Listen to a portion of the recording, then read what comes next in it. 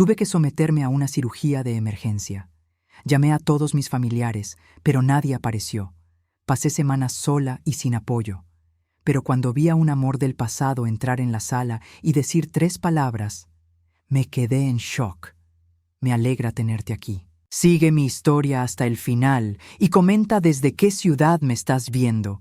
Así podré ver hasta dónde ha llegado mi historia. Nunca pensé que a los 68 años estaría despertando en una cama de hospital completamente sola, mirando el techo blanco, mientras el eco de mi propia respiración me recordaba que seguía viva. El dolor en el pecho había comenzado esa mañana como una presión molesta, como si alguien hubiera puesto una piedra pesada sobre mis costillas. Para las 3 de la tarde, esa molestia se había convertido en una garra que me apretaba el corazón hasta quitarme el aire.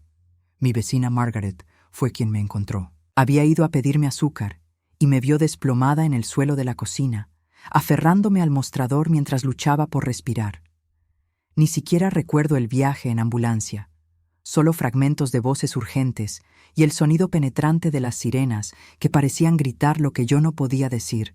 «Ayúdenme, por favor, alguien ayúdenme». El médico, un hombre joven con ojos cansados, me explicó que había sufrido un ataque cardíaco severo. Necesitaba cirugía inmediata. Mientras preparaban los papeles, solo pude pensar en una cosa. No podía enfrentar esto sola. Tenía que llamar a mi familia. Primero marqué el número de David, mi hijo mayor. 43 años, gerente de una empresa de seguros, siempre ocupado pero siempre diciéndome que me quería. El teléfono sonó 4 veces antes de que contestara.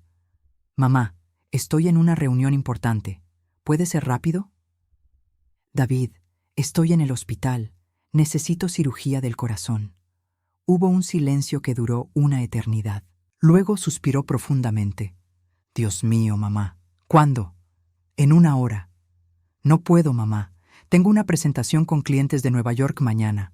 No puedo cancelar. Son $200,000 en comisiones. Sara está en el viaje escolar de los niños. Te llamo después de la cirugía. ¿Está bien?» Colgó antes de que pudiera decir otra palabra. Marqué a Lisa, mi hija del medio. 39 años, madre de 2 gemelos, siempre estresada, pero siempre diciendo que yo era su héroe. «Mamá, los niños están enfermos y Tom está de viaje de negocios. ¿Qué pasa?», le expliqué nuevamente. Esta vez el silencio fue más corto, pero más frío. «Ay, mamá, qué mal momento. No puedo dejar a los niños con fiebre. ¿No puedes posponerla hasta que Tom regrese? Es solo 1 semana». «Lisa, es una emergencia. No es una cita que pueda mover. Bueno, pídele a Michael que vaya. Él no tiene hijos». Michael, mi hijo menor, 35 años, soltero, programador, el que siempre decía que yo era la mejor madre del mundo. «Mamá, estoy en Seattle en una conferencia. Mi vuelo no sale hasta el domingo. Además, ya sabes cómo son estas cirugías de rutina. Estarás bien. Eres la mujer más fuerte que conozco». 3 hijos, 3 excusas, 3 rechazos que se clavaron en mi pecho con más fuerza que cualquier dolor cardíaco. Intenté con mi hermana Marta. «Paulina, tengo el club de bridge esta tarde y luego cena con Robert. ¿No puedes pedirle a alguno de tus hijos?» Mi hermano Paul estaba jugando golf. «Es jueves, Paulina. Es mi día de golf con los muchachos. Llama a Marta». Después de 6 llamadas y 6 negativas, me quedé sosteniendo el teléfono con manos temblorosas. La enfermera, una mujer latina de mediana edad con ojos compasivos, se acercó a mi cama. «¿Viene alguien, señora?» «No», susurré, sintiendo que las palabras se desmoronaban en mi boca. «No viene nadie». Ella puso su mano sobre la mía. Su palma era cálida, más cálida que cualquier abrazo que hubiera recibido en años. «A veces la familia que escogemos es más fuerte que la que nos tocó», me dijo en voz baja. Mientras me llevaban al quirófano, miré el techo que se movía sobre mí como una película borrosa. 68 años de vida. 3 hijos que crié sola después de que su padre muriera. Décadas de sacrificios. De noches sin dormir cuidando fiebres y pesadillas. De trabajar 2 empleos para pagar sus estudios universitarios.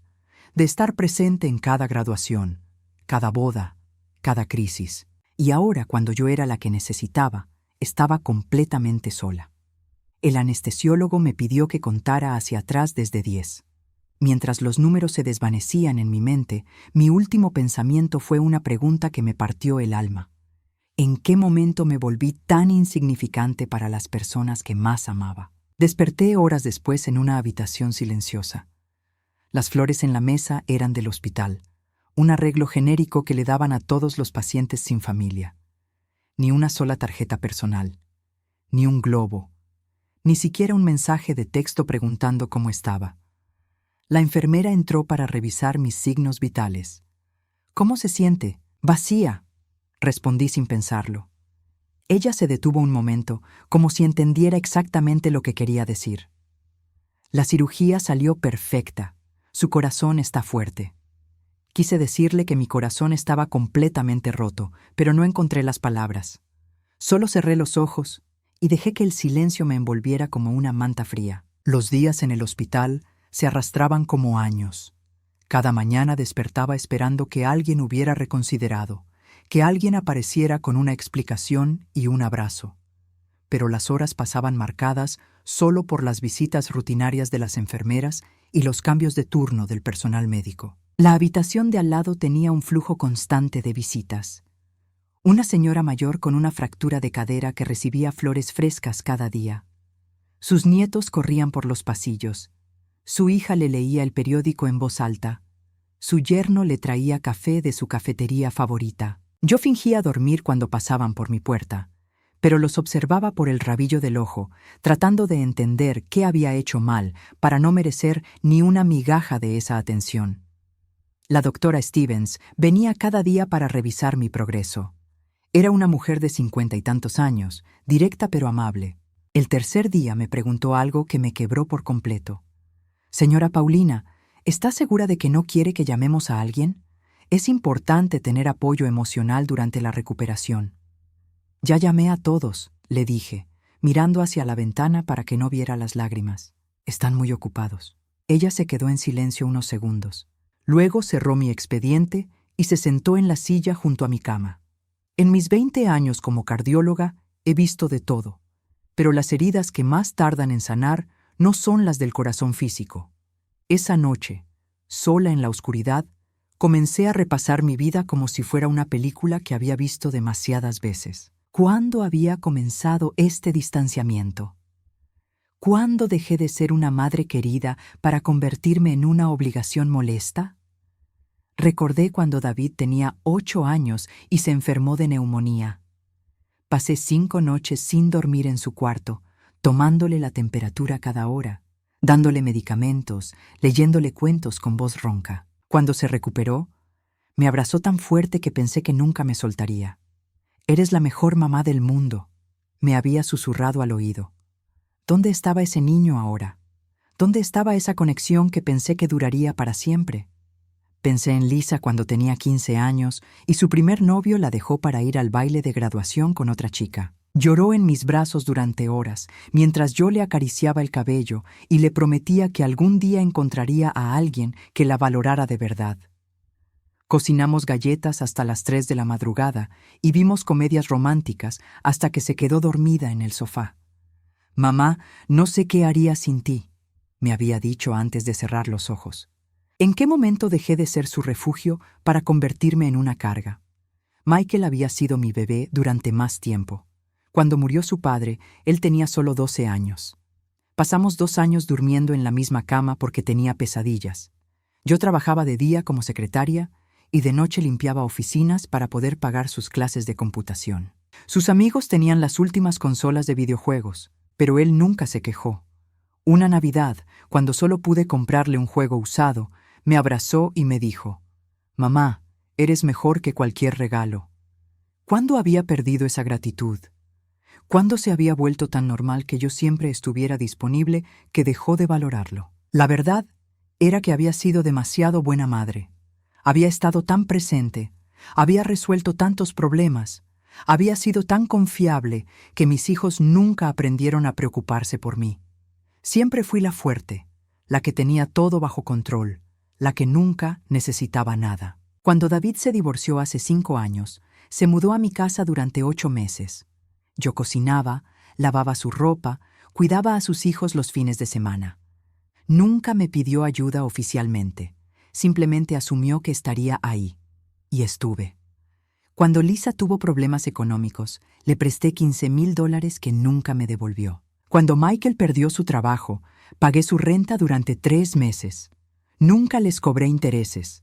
Nunca les puse fechas límite. Nunca les hice sentir que me debían algo. Quizás ese había sido mi error.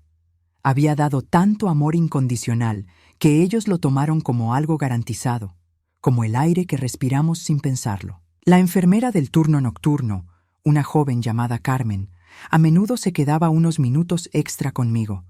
La cuarta noche me preguntó si tenía fotos de mi familia. Le mostré las fotos en mi teléfono.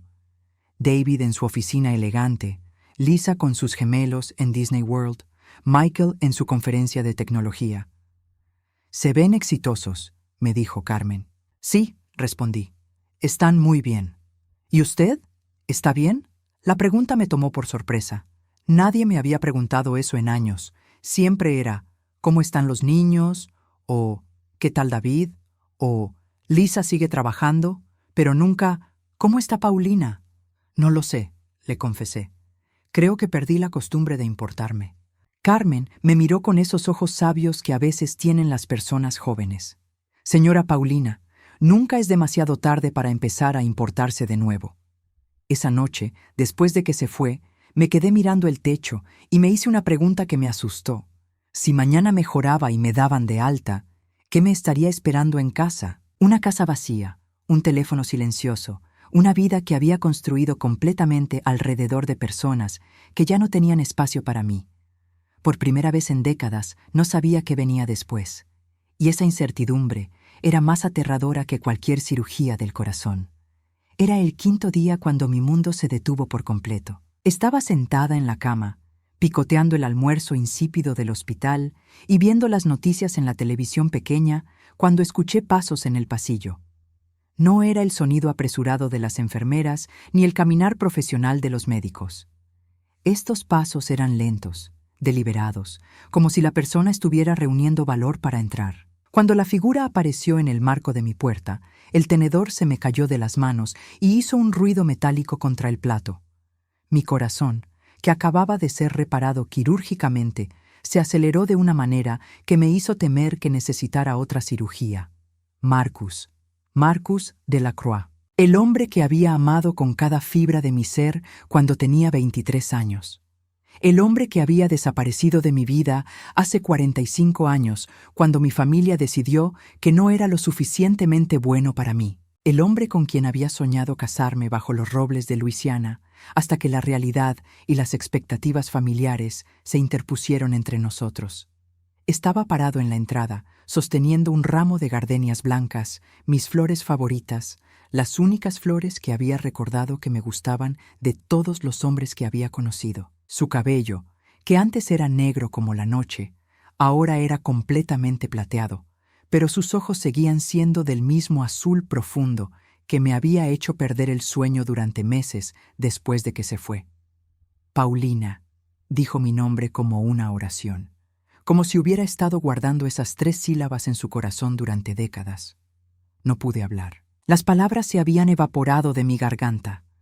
Lo único que pude hacer fue mirarlo, tratando de convencerme de que no era una alucinación causada por los medicamentos para el dolor.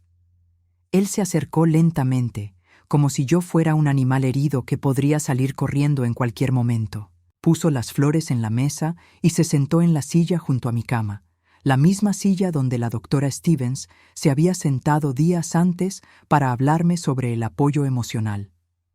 «¿Cómo sabías?», logré susurrar finalmente. «Margaret», respondió suavemente. «Tu vecina Margaret.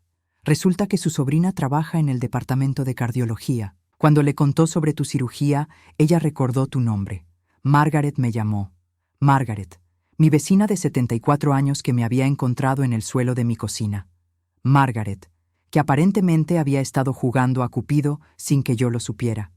Marcus, yo», comencé, pero él levantó su mano gentilmente. «Déjame hablar primero, por favor. He estado ensayando esto durante 45 años. Se inclinó hacia adelante, sus manos descansando en sus rodillas. Podía ver que sus manos tenían las mismas pecas que recordaba, aunque ahora estaban marcadas por la edad y el tiempo. Cuando me fui de aquí en 1978, pensé que estaba haciendo lo correcto. Tu padre me había dejado muy claro que yo no tenía futuro contigo, que era un carpintero sin educación que solo te arrastraría hacia abajo.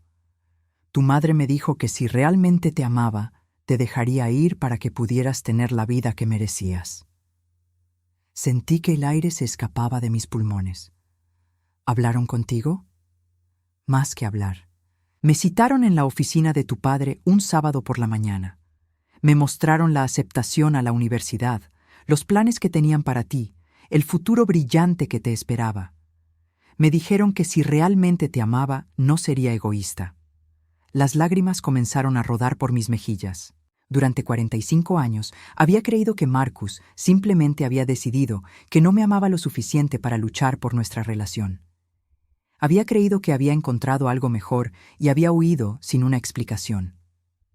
Yo los esperé, susurré.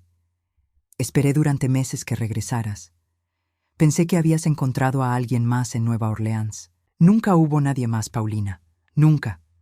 La forma en que dijo esas palabras, con tanta certeza y dolor, me partió el corazón de una manera completamente diferente a como se había roto cuando mis hijos no vinieron al hospital. ¿Nunca te casaste? Él negó con la cabeza lentamente. Estuve comprometido una vez, hace unos 20 años. Pero en el altar, cuando el padre preguntó si la tomaba como esposa, lo único que pude pensar fue en ti. No pude pronunciar las palabras. Marcus, déjame terminar, por favor. Su voz era más firme ahora, como si hubiera encontrado el coraje que había estado buscando. He construido una buena vida. Mi empresa de construcción creció. Tengo casas por todo el estado, más dinero del que necesito. Pero cada día de estos 45 años me he preguntado qué habría pasado si hubiera luchado por ti. Si hubiera sido lo suficientemente valiente para desafiar a tu familia. Se puso de pie y caminó hacia la ventana, mirando hacia el estacionamiento donde probablemente había dejado su auto. Cuando Margaret me llamó y me dijo que habías estado sola durante la cirugía, que tu familia no había venido, sentí una rabia que no había sentido desde que era joven. Pero también sentí algo más. Se volvió hacia mí, y en sus ojos pude ver al hombre de 25 años que había amado con toda mi alma. Sentí esperanza. ¿Esperanza? Esperanza de que tal vez, después de todos estos años, después de todas las decisiones que otros tomaron por nosotros, tal vez podríamos tener una segunda oportunidad. Mi corazón estaba latiendo tan fuerte que estaba segura de que él podía escucharlo. 45 años de preguntas sin respuesta de repente tenían sentido. 45 años de una vida vivida en el carril que otros habían escogido para mí se desmoronaron en ese momento. Marcus, logré decir, mi voz temblando. ¿Qué estás diciéndome exactamente? Él regresó a la silla y tomó mi mano entre las suyas. Sus palmas estaban calientes y ásperas, manos de un hombre que había trabajado duro toda su vida, manos honestas. Te estoy diciendo que nunca dejé de amarte. Te estoy diciendo que si me das una oportunidad, quiero pasar el resto de mi vida compensándote por todos los años que perdimos. Te estoy diciendo que no tienes que estar sola nunca más. Las palabras que siguieron salieron de algún lugar profundo dentro de mí, un lugar que había mantenido cerrado durante décadas. Yo nunca paré de amarte tampoco.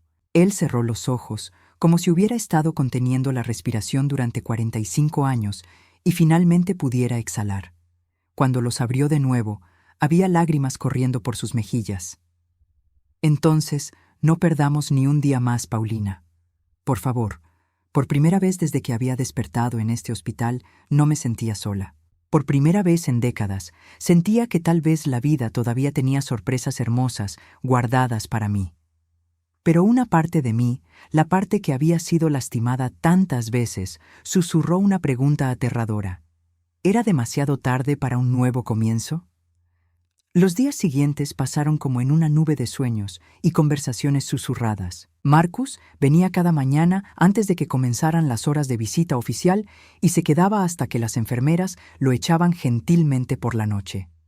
Hablábamos sobre todo y sobre nada, llenando 45 años de silencio con palabras que habían estado esperando ser dichas. Me contó sobre su vida en Nueva Orleans, donde había construido casas después de huracanes, sobre las noches solitarias cuando miraba las estrellas y pensaba en mí, sobre las veces que había manejado hasta los límites de nuestra ciudad natal, pero nunca había tenido el valor de buscarme. Yo le conté sobre mi matrimonio con Robert, un hombre bueno, pero que nunca encendió mi corazón como él lo había hecho, sobre mis hijos, sobre los años vacíos después de que Robert murió. Era el 7º día cuando Marcus llegó con algo más que flores. Traía una caja de zapatos vieja, desgastada en las esquinas y amarrada con un listón azul descolorido. «Tengo que mostrarte algo», me dijo, sentándose en la silla que ya había comenzado a pensar como suya. Abrió la caja lentamente, como si contuviera algo sagrado. Dentro había cartas, docenas de cartas escritas en su letra familiar, todas dirigidas a mí, todas con fechas que se extendían a lo largo de 45 años. «¿Qué es esto?», pregunté, aunque mi corazón ya estaba comenzando a entender. «Te escribí cada año en tu cumpleaños», dijo suavemente, «y en el aniversario del día que nos conocimos, y en Navidad, y cuando algo importante pasaba en mi vida que quería compartir contigo». Tomé una de las cartas con manos temblorosas. Estaba fechada apenas 2 años atrás. «Querida Paulina», leí en voz alta, «hoy cumples 66 años. Me pregunto si sigues poniendo canela extra en tu café los domingos por la mañana. Me pregunto si todavía tienes pesadillas después de ver películas de miedo. Espero que estés feliz. Espero que alguien te esté amando como mereces ser amada». Las lágrimas me impedían continuar leyendo. Marcus se acercó más. «Pero eso no es todo, Paulina. Hay algo más que necesitas saber». Cerré la carta y lo miré, sintiendo que se acercaba otra revelación que cambiaría todo lo que pensaba que sabía sobre mi vida. «Durante todos estos años he estado cuidándote a la distancia». «¿Qué quieres decir?». Marcus tomó mis manos entre las suyas, como si necesitara estar conectado conmigo para encontrar el valor de continuar. «¿Recuerdas cuando David estaba en la universidad y casi tuvo que abandonar sus estudios porque no podías pagar la matrícula del último semestre?». Recordaba perfectamente. Había sido uno de los momentos más desesperantes de mi vida. Había aplicado para préstamos, había vendido las joyas de mi madre, había trabajado turnos dobles, pero aún me faltaban $3,000. ¿Recuerdas que de repente la universidad te llamó para decirte que David había recibido una beca de último minuto? Mi boca se abrió lentamente mientras las piezas comenzaban a encajar. «No era una beca, Paulina. Era yo. ¿Tú pagaste la universidad de David? Y cuando Lisa necesitó dinero para el pago inicial de su casa y tú no tenías cómo ayudarla, ¿recuerdas que le dijeron en el banco que había habido un error en su aplicación de préstamo y que después de todo sí calificaba? Mi corazón estaba latiendo tan fuerte que temí que se me saliera del pecho. Y cuando Michael perdió su trabajo hace 3 años y de repente recibió esa oferta de trabajo perfecta de una empresa que nunca había oído hablar de él. «Marcus, ¿qué estás diciéndome?». Él se puso de pie y caminó hacia la ventana, sus hombros tensos como si estuviera cargando el peso de décadas de secretos. «Te estoy diciendo que nunca dejé de cuidarte. Contraté a un investigador privado para que me mantuviera informado sobre tu vida, no para espiarte, sino para asegurarme de que estuvieras bien. Y cada vez que te vi luchar, cada vez que necesitaste algo que no podías conseguir sola, encontré una manera de ayudarte sin que supieras que era yo». Me quedé sin aliento. Durante años había pensado que era afortunada, que tenía ángeles guardianes que me ayudaban justo cuando más lo necesitaba. Nunca había imaginado que mi ángel guardián tenía nombre y apellido. «¿Por qué?», susurré. «¿Por qué hiciste todo eso?». Él se volvió hacia mí, sus ojos brillando con lágrimas no derramadas. «Porque no podía estar contigo, pero no podía dejar de amarte tampoco». Era lo único que podía hacer para sentir que todavía era parte de tu vida de alguna manera. ¿Cuánto dinero, Marcus? ¿Cuánto gastaste en mi familia a lo largo de los años? Él negó con la cabeza. Eso no importa. Sí importa. Dímelo. Se quedó callado por un largo momento antes de susurrar. Cerca de $200,000. Sentí como si alguien me hubiera golpeado en el estómago. $200,000. Él había gastado $200,000 cuidando a una familia que ni siquiera sabía que existía, solo porque me amaba. Y ahora, continué, mi voz quebrándose, cuando realmente necesité a esa familia, cuando estuve sola en este hospital, ¿dónde estaban? Ocupados con sus vidas exitosas, dijo Marcus amargamente. Las vidas que yo ayudé a construir. La ironía era tan cruel que casi me hizo reír. Los hijos que no habían venido a verme cuando estaba muriendo habían sido ayudados en secreto durante años por el hombre que yo había perdido por sus abuelos, por las expectativas de una familia que ahora me había abandonado por completo. Paulina, dijo Marcus, regresando a mi lado, hay una más cosa. No estaba segura de poder manejar otra revelación, pero asentí. Margaret no me llamó por accidente. Ella sabía sobre mí. Tu madre le contó antes de morir. ¿Qué? Tu madre se estaba muriendo de cáncer hace 5 años. Margaret iba a visitarla regularmente. Un día, cuando el dolor era muy fuerte, tu madre le confesó lo que habían hecho conmigo, cómo nos habían separado. Le dijo que era el mayor arrepentimiento de su vida. Cerré los ojos, sintiendo una mezcla de dolor y rabia hacia una mujer que ya no podía pedirme perdón. Margaret tenía mi información porque tu madre se la había dado, por si alguna vez pasaba algo contigo. Tu madre le pidió que me buscara si alguna vez necesitabas ayuda y no tenías a nadie más. Entonces, Margaret sabía todo este tiempo que tú, que yo nunca había dejado de amarte, sí. Me quedé en silencio, procesando décadas de manipulación, de secretos, de amor oculto y oportunidades perdidas. Pero por encima de todo eso, una verdad brillaba como el sol después de una tormenta. Marcus había estado ahí todo el tiempo. Cuando mi familia me había fallado, cuando me había sentido más sola, él había estado cuidándome desde las sombras. ¿Qué hacemos ahora?, le pregunté. Él tomó mi rostro entre sus manos, con una ternura que me hizo recordar por qué me había enamorado de él 4 décadas atrás. Ahora vivimos, Paulina, por fin vivimos. Pero incluso mientras sentía esperanza florecer en mi pecho, una parte de mí sabía que mi familia no iba a dejar que esto fuera tan simple como parecía. La doctora Stevens me dio de alta al 10º día con instrucciones estrictas de reposo y una lista de medicamentos que tenía que tomar religiosamente. Marcus había insistido en llevarme a casa, y mientras manejaba mi viejo Honda hacia mi casa, me di cuenta de que era la primera vez en décadas que alguien me cuidaba a mí.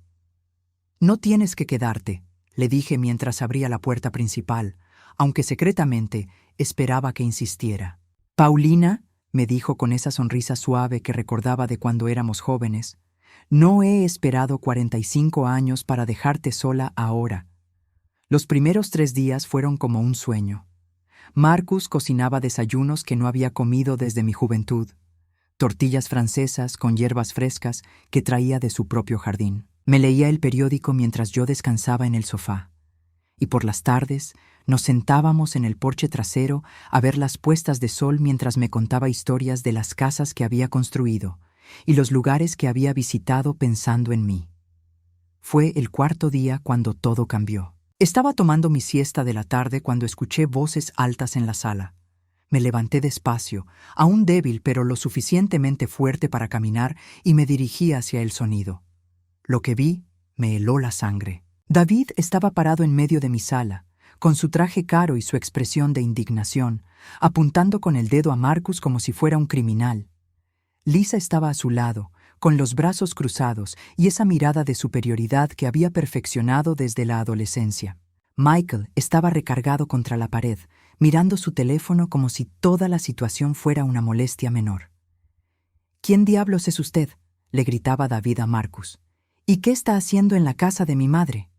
Marcus mantenía la calma, pero podía ver la tensión en sus hombros. Soy Marcus Delacroix. Soy un viejo amigo de tu madre. ¡Un viejo amigo!, se burló Lisa. Mamá, ¿estás loca? ¿Dejas que un extraño se quede en tu casa? ¿Sabes siquiera quién es este hombre? Entré a la sala lentamente, sintiendo que cada paso era una declaración de guerra. Sé exactamente quién es, dije con voz firme. La pregunta es, ¿qué están haciendo ustedes aquí? David se volvió hacia mí con esa expresión condescendiente que había estado perfeccionando durante años. Mamá, estamos preocupados por ti.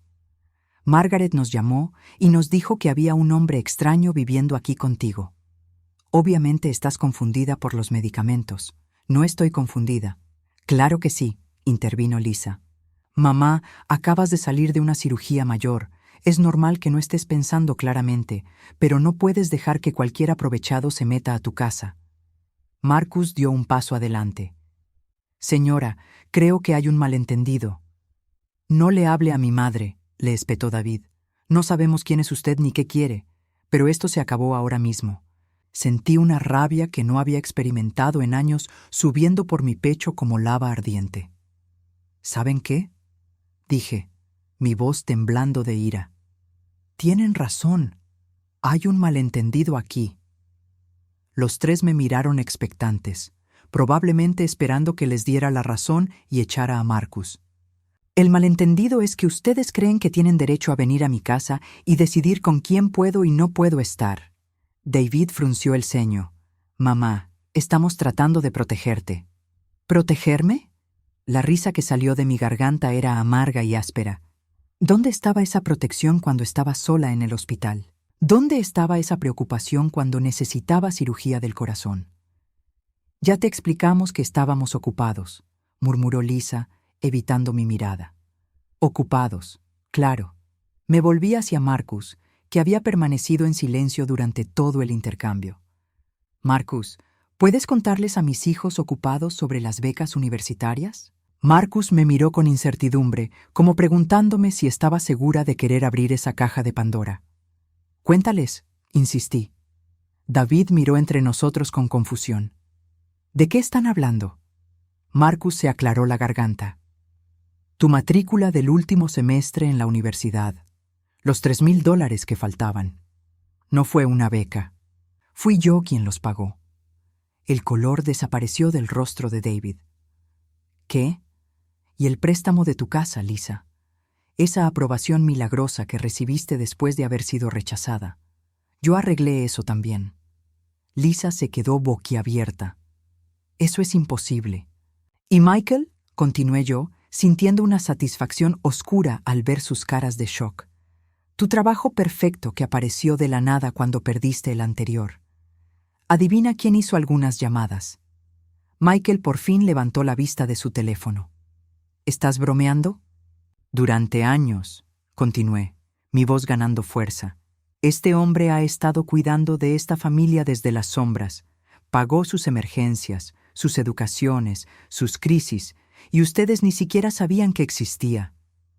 ¿Por qué haría eso?, preguntó David, su voz apenas un susurro. Porque me ama, respondí simplemente.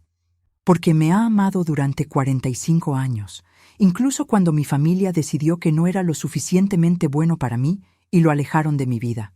El silencio que siguió era tan espeso que se podía cortar con un cuchillo. Espera, dijo Lisa lentamente. ¿Estás diciendo que los abuelos les dijeron que me dejara para que yo pudiera tener una vida mejor? Y él lo hizo porque me amaba lo suficiente para sacrificar su propia felicidad por la mía. David se pasó las manos por el cabello, una costumbre nerviosa que había tenido desde niño. Mamá, eso fue hace décadas. No puede simplemente aparecer de nuevo en tu vida. ¿No puede? Mi voz era peligrosamente calmada. ¿Me van a decir ustedes que no pudieron molestarse en venir al hospital cuando me estaba muriendo? ¿Con quién puedo pasar mi tiempo? Somos tu familia, protestó Lisa. ¿Ah, sí? Me reí amargamente. ¿Cuándo fue la última vez que alguno de ustedes me preguntó cómo estaba? ¿Cuándo fue la última vez que me invitaron a cenar o vinieron a visitarme solo porque querían pasar tiempo conmigo? Ninguno respondió porque sabíamos todos la respuesta. Solo me llamaban cuando necesitaban algo, que cuidara a los nietos, que prestara dinero, que resolviera algún problema. Marcus estuvo ahí para ustedes cuando yo no podía estar, continué, y estuvo ahí para mí cuando ustedes no estuvieron. Así que no vengan a mi casa a decirme que es un extraño. Michael finalmente habló, su voz inusualmente seria. ¿Cuánto dinero gastó en nosotros? $200,000, respondí sin dudarlo. Los tres se quedaron sin aliento. Y ahora, continué, quiero que salgan de mi casa. Mamá, no puedes hablar en serio, dijo David. Completamente en serio. Marcus se queda. Ustedes se van. Esto es ridículo, explotó Lisa. Estás actuando como una adolescente. Es un hombre que no has visto en décadas. ¿Cómo sabes que no está solo después de tu dinero? Esa fue la gota que derramó el vaso. Me acerqué a Lisa hasta que estuvimos cara a cara. ¿Mi dinero? Mi voz era apenas un susurro, pero cargada de años de dolor acumulado. Lisa, yo no tengo dinero. Todo lo que tuve se lo di a ustedes. Mi cuenta de ahorros tiene $900. Mi única pensión son $1,200 al mes del Seguro Social. ¿Qué dinero exactamente creen que está buscando? La expresión de Lisa cambió, como si finalmente se diera cuenta de lo que había implicado. Pero Marcus, continué, volviéndome hacia él con una sonrisa, Marcus tiene dinero, mucho dinero. Su empresa de construcción vale millones, así que si alguien está aquí por interés económico, no es él. El silencio que siguió era ensordecedor. Ahora, dije, dirigiéndome hacia la puerta, quiero que salgan de mi casa y no regresen hasta que puedan disculparse apropiadamente con el hombre que ha sido más familia para ustedes que ustedes para mí. David abrió la boca para protestar, pero Marcus se acercó a él. Tu madre acaba de salir del hospital, dijo calmadamente. Necesita descansar. Creo que es mejor que se vayan.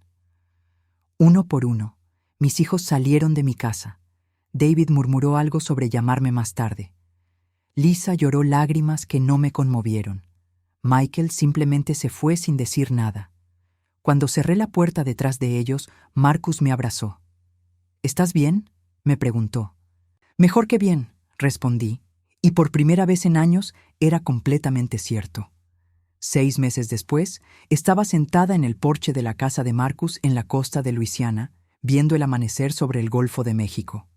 La casa era hermosa, construida por sus propias manos con ventanas grandes que dejaban entrar toda la luz del día y un jardín lleno de gardenias que había plantado especialmente para mí. Había vendido mi casa en la ciudad. No había nada que me atara allí, excepto memorias que ya no quería cargar. Marcus y yo nos habíamos casado en una ceremonia pequeña e íntima en el jardín de su casa, con Margaret como nuestra única testigo. Ella había llorado más que nosotros dos juntos. Lo sabía, había susurrado mientras nos abrazaba después de la ceremonia. Sabía que ustedes estaban destinados a estar juntos. Los primeros meses no habían sido fáciles. Mis hijos habían oscilado entre la culpa, la ira y la negación. David había llamado varias veces, alternando entre disculpas torpes y acusaciones de que estaba siendo manipulada. Lisa había intentado el chantaje emocional, trayendo a mis nietos para que conocieran a su abuela antes de que fuera demasiado tarde. Michael había sido el más directo, simplemente había desaparecido, como si yo hubiera muerto para él. Pero por primera vez en mi vida, sus reacciones no me controlaban. Tenía algo más importante en qué enfocarme: construir una vida real con el hombre que había esperado por mí durante 45 años. Marcus había insistido en que no necesitaba trabajar, pero yo había encontrado un trabajo de medio tiempo en la biblioteca local. No porque necesitara el dinero, sino porque necesitaba la sensación de tener un propósito que fuera completamente mío. Era maravilloso despertarme cada mañana sabiendo que mi día me pertenecía, que nadie me iba a llamar con una crisis que yo tenía que resolver. La noche anterior había recibido una llamada que había estado esperando durante meses. ¿Mamá? La voz de David había sonado pequeña y quebrada. ¿Podemos hablar? Habían manejado las 3 horas desde la ciudad para venir a verme, los tres. Incluso Michael, que había estado evitándome como si fuera contagiosa. Ahora estaban sentados en la sala de Marcus, incómodos y fuera de lugar en este mundo nuevo que había construido sin ellos. Se ve feliz, mamá, había dicho Lisa, mirando alrededor de la casa con ojos que parecían estar viendo realmente por primera vez en años. Lo estoy, había respondido simplemente. David se había aclarado la garganta. Hemos estado hablando, los tres, sobre lo que pasó, sobre lo que no hicimos. ¿Y? Y queremos disculparnos, había murmurado Michael, finalmente levantando la vista de sus manos. No solo por no ir al hospital, por todo, por darte por sentado, por no valorarte, por no ser los hijos que merecías. Sus palabras habían sido honestas, pero vacías de la desesperación que solía acompañar sus disculpas pasadas. No estaban disculpándose porque necesitaran algo de mí. Estaban disculpándose porque finalmente entendían lo que habían perdido. Aprecio sus disculpas, había respondido. Pero necesitan entender algo. Mi vida ya no gira alrededor de ustedes. Ya no voy a estar disponible cada vez que me necesiten. Ya no voy a sacrificar mi felicidad por la de ustedes. ¿Lo entendemos?, había dicho David rápidamente. Solo queremos que sepas que lo entendemos y que si alguna vez quieres darnos otra oportunidad, estaremos aquí. Había sido una conversación extraña y liberadora. Por primera vez, mis hijos me habían hablado como adultos, no como niños esperando que mamá resolviera sus problemas. Ahora, sentada en el porche viendo el sol pintar el cielo de rosa y dorado, reflexionaba sobre qué extraño había sido el camino hasta este momento de paz. Marcus salió de la casa con 2 tazas de café, preparado exactamente como me gustaba, con canela extra los domingos por la mañana. Después de todos estos años, todavía recordaba. ¿En qué piensas?, me preguntó, sentándose en la silla junto a la mía. En lo diferente que es mi vida ahora, respondí, tomando su mano. Hace un año, si me hubieran dicho que iba a estar casada contigo, viviendo en una casa frente al mar, siendo realmente feliz por primera vez en décadas, habría pensado que era imposible. ¿Te arrepientes de algo?, la pregunta me sorprendió. ¿De qué me iba a arrepentir? De los años que perdimos, de las decisiones que otros tomaron por nosotros. Pensé en eso por un momento, viendo las gaviotas volar sobre las olas. No, dije finalmente. No me arrepiento de nada. Si hubiéramos estado juntos desde el principio, tal vez no habríamos apreciado esto tanto. Tal vez necesitaba vivir esa vida, criar a mis hijos, cometer esos errores para llegar a este punto donde finalmente sé quién soy y qué quiero. Marcus sonrió. ¿Y qué quieres?